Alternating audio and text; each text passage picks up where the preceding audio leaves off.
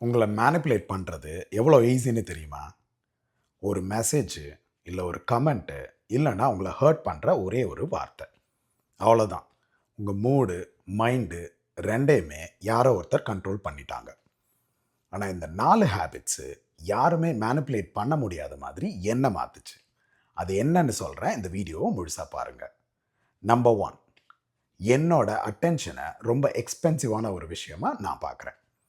அதாவது நான் யாருக்காவது அட்டென்ஷன் கொடுக்குறேன் அப்படின்னா, என்னோட வாழ்க்கையிலேருந்து எனக்கு திரும்ப கிடைக்காத ஒரு நேரத்த அவங்களுக்கு கொடுக்குறேன்னு அர்த்தம். அதனால எல்லாருக்கும் அந்த உரிமை கிடையாது. நம்பர் 2, நான் ரியாக்ஷன் குடுத்து யாரையும் ரிவார்ட் பண்ண மாட்டேன். அதாவது உங்கள மேனிபுலேட் பண்றவங்களுக்கு உங்க எக்ஸ்ப்ளனேஷன் வேணாம். அவங்க எதிர்பார்க்கறது என்னன்னா, உங்க கோவம், உங்க பதட்டம், உங்க எமோஷனல் பிரேக் டவுன்.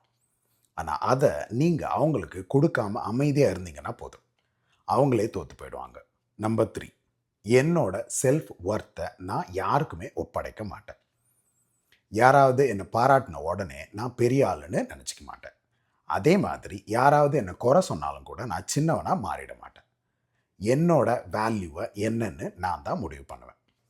நம்பர் 4, என்னோட எனர்ஜிய ஒரு பேங்க் அக்கவுண்ட் மாதிரி நான் சேஃபா பார்த்துக்குவேன். என்னோட மன அமைதி, என்னோட கவனம், என்னோட நேரம். இது எல்லாமே என்னோட சொத்து. அதனால யாரோட கருத்துக்கும், யாரோட டிராமாவுக்கும் என்னோட மனசுல வாடகை இல்லாம இடம் கிடையாது. ஒரு விஷயம் நல்லா ஞாபகத்துல வச்சுக்கங்க. உங்கள யாரும் கண்ட்ரோல் பண்ணாம இருக்கிறதுக்கு ஒரே வழி, உங்கள நீங்களே கண்ட்ரோல் பண்ண கத்துக்கிறது தான். இந்த 4 ஹேபிட்ஸ்ல முதல்ல எந்த ஹேபிட்ட நீங்க ஆரம்பிக்க போறீங்க? கமெண்ட்ல சொல்லுங்க. ஈஸியா மேனிபுலேட் ஆகுற உங்க ஃப்ரெண்ட்ஸுக்கு இந்த வீடியோவ ஷேர் பண்ணிட்டு என்ன மறக்காம ஃபாலோ பண்ணுங்க. I'll see you soon.